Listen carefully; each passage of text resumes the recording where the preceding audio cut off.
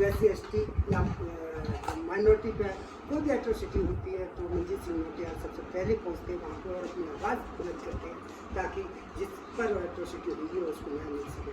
मंजीत सिंह नौटियाल जी हैं, उनसे बात करेंगे क्योंकि अब जो है सुप्रीम कोर्ट की तरफ से जजमेंट आया है जो कोटा के अंदर कोटा यानी क्रीमी लेयर की जो बात के लिए उस विषय को लेकर उनसे बात करेंगे क्योंकि कई सारे संगठन राजनीतिक को सामाजिक हो या आर्थिक संगठन पे जो भी जो गैर सरकारी संगठन है वो सभी एक छत के नीचे मिलकर एक बड़ा आंदोलन करने की तैयारी में है ताकि जो सरकार ने सुप्रीम कोर्ट के थ्रू जो फैसला दिलवाया है उस पर अपनी पुरजोर वकालत कर सकें। मंजीत सिंह नौटियाल जी, आपसे सवाल ये है कि आप जो 9 अगस्त का जो कई सारे जो संगठनों ने आह्वान किया था, जंतर मंतर पर धरना भी हुआ उसका और सरकार तक अपनी आवाज़ पहुंचाने की कोशिश की, अब जो 21 अगस्त का जो आंदोलन होने जा रहा है वो आंदोलन किस तरीके का होगा? क्या इस आंदोलन में जैसे अभी रविदास मंदिर के ऊपर जो आंदोलन हुआ था उसमें कई सारे लोग पकड़े गए थे, जेल गए, उनके ऊपर केस चल रहे हैं और आज तक जो है केस वो बरी नहीं हुए। अगर आप लोग इस तरीके का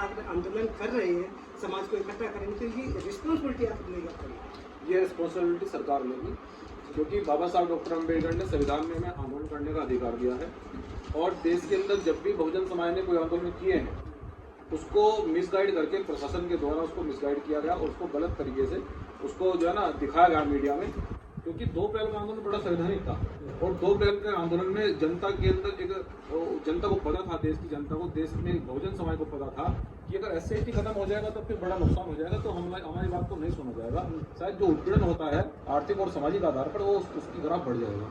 तो इसलिए समाज बहुमत से बाहर निकला और उसका विरोध किया। तो सरकार को ये लगा कि बहुजन समाज तो जाग गया है, ये तो उल्टा पड़ गया था, तो सरकार ने उस आंदोलन को मिसगाइड करके ये सब चीज़ें कराई। तो ये मनवादी और जो सामंती जो सोच के लोग हैं, क्योंकि बहुजन समाज कभी हिंसा का समर्थक नहीं रहा है और संविधान में कोई हिंसा की जगह नहीं होनी चाहिए, आंदोलन में कोई हिंसा की जगह नहीं होनी चाहिए। इस बार भी जो हमने 21 अगस्त का आंदोलन करने के लिए जा रहे हैं, ये आंदोलन बड़ा संवैधानिक होगा, पूरा वीडियोग्राफी में होगा, क्योंकि जो SC/ST में जो वर्गीकरण की जो बात कर रही है सरकार, हम सरकार से ये भी पूछना चाहते हैं कि आखिर जो वर्गीकरण है वो कह रही है कि भाई जो क्रिमिनल है उसको आरक्षण नहीं मिलना चाहिए।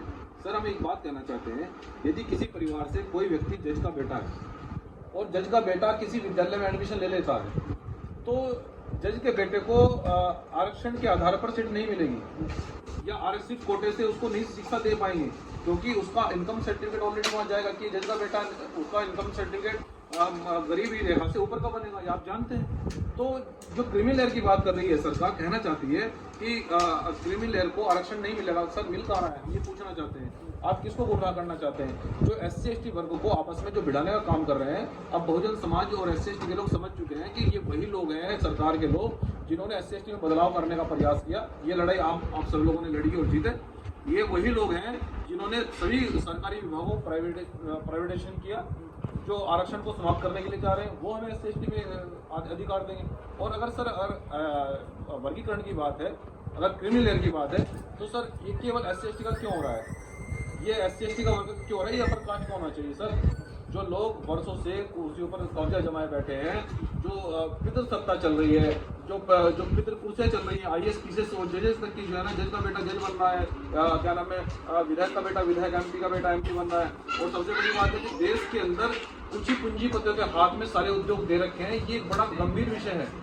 ये जब तक आप हमारे लोगों को भी आर्थिक बराबरी आने के लिए उनको उद्योग नहीं देंगे, उनको बिजनेस नहीं मिलेंगे, सर आर्थिक बराबरी नहीं आ पाएगी। हमारा उत्पीड़न केवल इसलिए हो रहा है कि अब तक हमारा बहुजन समाज वो आर्थिक बराबरी नहीं आ पा रहा है सर। आज भी अगर कोई IAS PCS व्यक्ति है, वो आर्थिक रूप से तो उभर जाता है सर, लेकिन जब उसकी जात पता लगती है तो दिमाग में तो अपर कास्ट के लोग इतना फिक्र हो जाता है, तो उसका सामाजिक आधार पर उत्पीड़न किया जाता है। ये सब क्यों हो रहा है? अगर एक अडानी अंबानी जैसे परिवार में एक बच्चा पैदा होता है तो अखबार में फोटो छपती है कि राजा का बेटा पैदा हुआ है, और एक दलित समाज के परिवार में अगर कोई बच्चा पैदा होता है तो बिना दवाई के मर जाता है। ये ऊंच नीच क्यों है सर? ये कब तक चलेगा? हम लोग छोटे कब तक रहेंगे? ये लड़ाई है, और इस लड़ाई को हम लोग संवैधानिक रूप से 21 अगस्त को सरकार के सामने रखेंगे कि जब तक गैर बराबरी नहीं आएगी, जब तक हमारा आर्थिक और सामाजिक बराबरी नहीं आएगी, सर हमें आरक्षण की आवश्यकता है।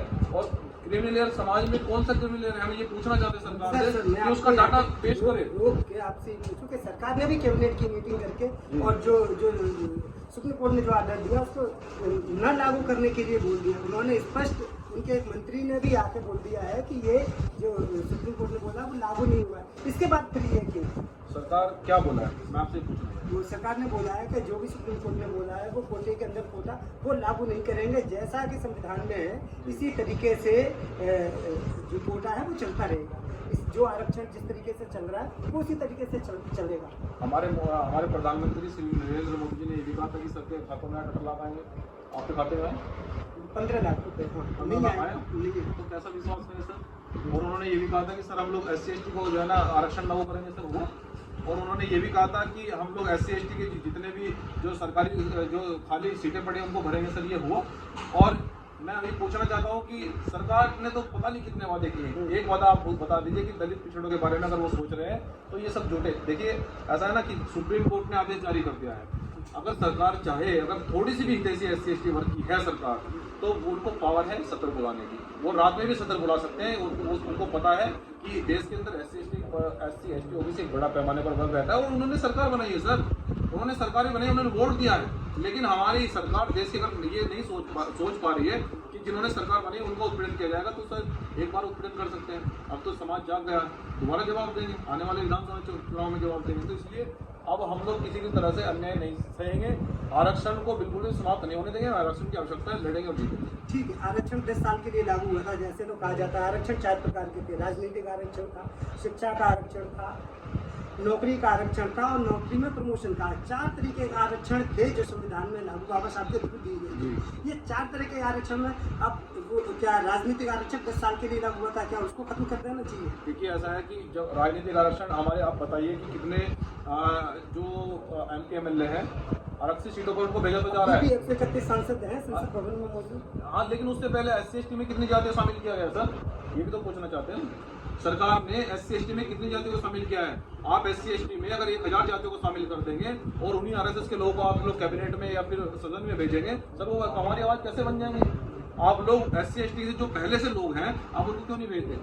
आप उनको भेजो जो पहले से SC/ST में लोग हैं, जो बहुजन समाज की आवाज को उठाना चाहते हैं, ऐसे लोगों को तैयार।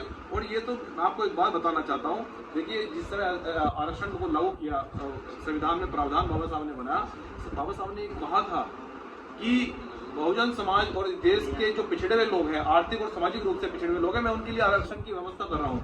लेकिन आरक्षण को हथियार बनाकर आप ही ऊपर इस्तेमाल किया जाएगा, क्या कोई भी सांसद होगा SC/ST के खिलाफ? सर बताइए आप ही।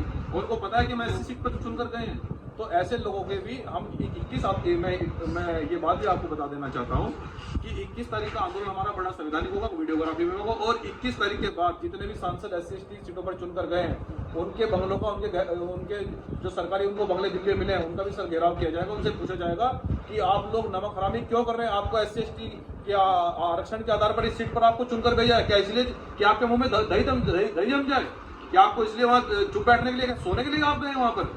ये बिल्कुल भी खिलवाड़ आरक्षण के खिलाफ, आरक्षण के लिए नहीं होगा। अब बहुजन समाज अपने लोगों से भी अधिकार छीनेगा और लेगा, बोलेंगे, जीतेगा, लड़ेंगे। ये थे हमारे साथ मंजीत सिंह मुटियाल जी, जिन्होंने स्पष्ट कहा 21 तारीख को जो विशाल आंदोलन होगा, कई सारे जो राजनीतिक दल हैं और या सामाजिक संगठन है वो सभी यहाँ एकजुट हों और एक छत के नीचे आके अपनी लड़ाई लड़े, तो निश्चित तौर पर जो ये लड़ाई है जीती जा सकती है। नमस्कार।